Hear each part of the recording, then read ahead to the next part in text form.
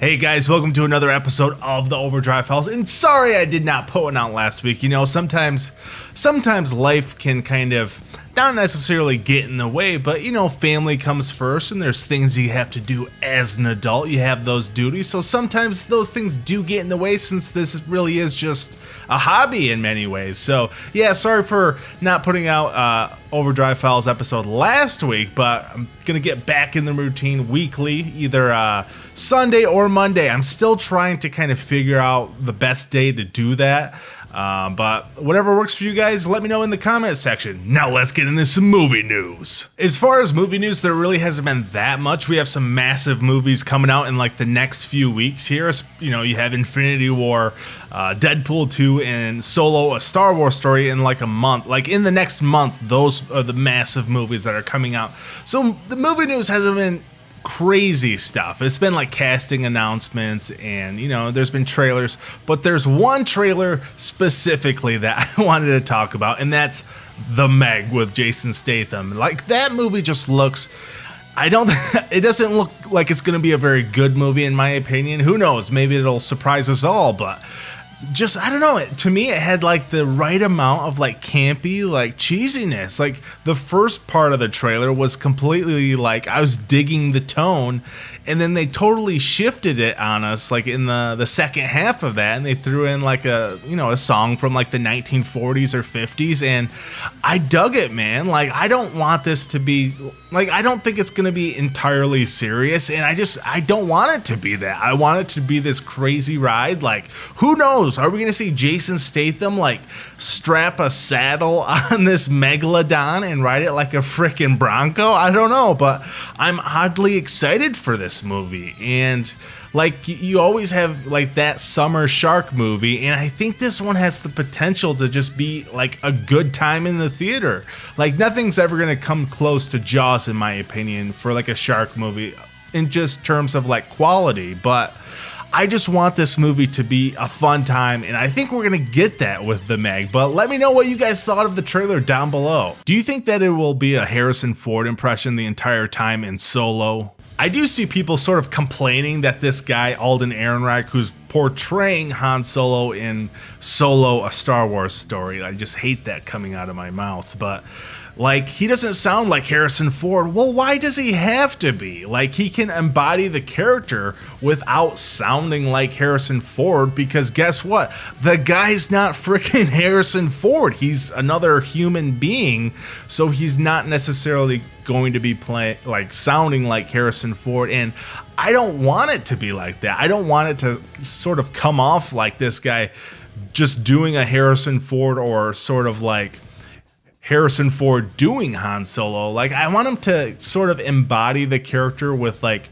those sort of like mannerisms and things like that, the sort of characteristics of Han Solo, but also make it new. And you can sort of see that with Donald Glover doing that with Lando. Like, you're still embodying the character of Lando, but he's also throwing in like some new shit, and I want to see that with Alden Ehrenreich's take with Han Solo, and I think that's going to be the case. But yeah, I don't want it to be just an impression of Harrison Ford, or just Harrison Ford's version of Han Solo. I want it to be something new, a little bit different. And you know, these are going to be small kids' first time seeing Han Solo on the big screen. There's going to be like a 4-year-old or a 5-year-old that are going to be seeing this movie for the first time, and this is going to be their Han Solo. So, you know, I want it to be something new, but I want it to feel familiar at the same time, and I think we're going to get that with Solo. I didn't see a review for A Quiet Place, but what did you think of that movie?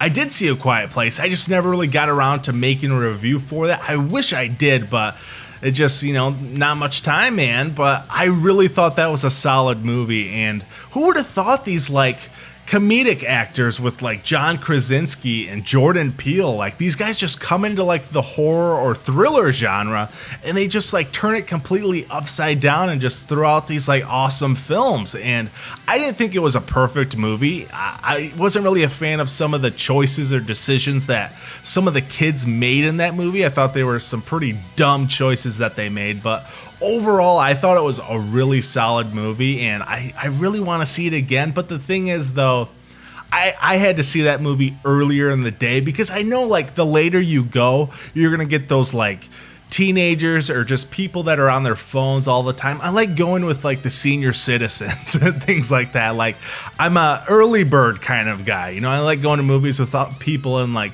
blue and gray hair, but it's a better experience. I think they're a little bit more respectful in a way. But yeah, I really loved that movie. I thought it was really solid. Probably one of my favorite movies of the year so far. So I really loved A Quiet Place, but let me know what you guys thought of it down below.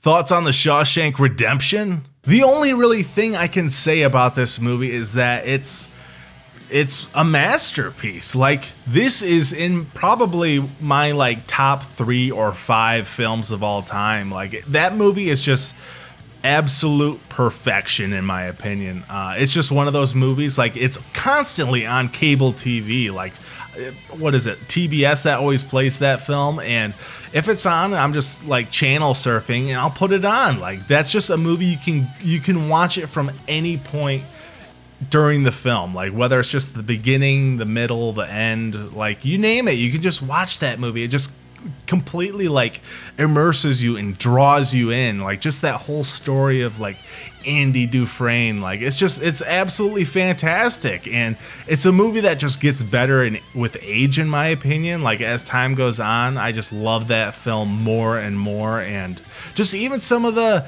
like behind the scenes stuff is really interesting. Like you can watch stuff, like I've watched videos on YouTube about that prison, and it's pretty creepy shit, but I'd actually love to visit that prison. I think it's in Ohio, so I know it'd be like a few hour drive from me, so I'd love to check that out someday, but who knows. But yeah, The Shawshank Redemption is just one of those movies that it's flawless in my opinion. With the recent casting announcements for the upcoming Terminator sequel, do you think this has a chance to be solid? I think this casting sort of came out Friday or maybe sometime over the weekend, but it was announced that the dude who plays Ghost Rider on Agents of S.H.I.E.L.D. is going to be the new Terminator in this James Cameron sort of like reboot or sequel with like Tim Miller. He directed the first Deadpool movie. And I guess this movie is actually going to be called, I don't know if they're going to call it this, but in terms of continuity, they're like retconning all of those previous like Terminator sequels that came after T2, and they're placing this one right there, right after it. You know, I don't know if is it going to be all about that war right after Judgment Day? I'm not really sure, but yeah, so Gabriel Luna, the dude, I think that's his name, the dude who plays Ghost Rider on Agents of S.H.I.E.L.D. is going to be the new Terminator. Now, I've only seen like the first 2 episodes of Agents of S.H.I.E.L.D. I think with whatever season that was that he joined on. I've never watched Agents of S.H.I.E.L.D. prior to that, but I wanted to see this new take of Ghost Rider. I kind of liked what I saw, and from what I've kind of read is that his take on Ghost Rider is pretty freaking cool. And they also have kind of the female protagonist that's going to be in this one. I've never really heard of her. I don't think she's really been in much, but in terms of like, does this have the potential to be fantastic? Yeah, I mean, Terminator Genesis had the chances of being a fantastic Terminator sequel, and look how that turned out. So I'm really looking forward to this one. I have faith in Tim Miller. I think he's going to pull it all together. I don't know how involved James Cameron is, but I'm on board for the casting, and I like that it's not somebody that's like super popular. I like that the Terminators have always sort of been like an unknown actor. I think that's a good way. I don't want to see somebody like trying to like murder everybody. That's this like it's Brad Pitt or it's whoever. So I'm just glad it's somebody unknown, and I have faith in this. I can feel it in my bones that this Terminator sequel will be good. It's now time for the suggestion of the week. My suggestion for you guys this week is the HBO documentary Andre the Giant. Now, I watched this past weekend. I thought it was absolutely fantastic. I grew up as a kid in the 90s watching wrestling. Andre the Giant was a little bit before my time, but I always knew who this guy was. And it's not like the guy was always a wrestler. He was also an actor, like The Princess Bride. Like that guy, that character in that movie is absolutely fantastic. You know, like he's comedic. He's the gentle giant.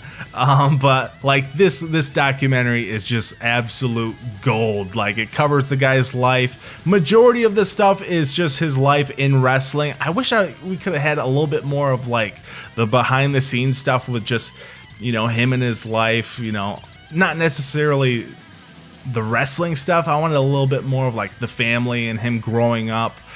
There's a little bit of that, but the majority is just his life in wrestling and, you know, his relationships with all the other wrestlers. And there is a lot of stuff with Hulk Hogan, and I adored that section of the documentary. It's really fantastic. You know, I'm so glad they got Hulk Hogan on this. You know, I wasn't sure how much he was going to be featured in this because he did have that whole controversy stuff. What was that, a few years ago?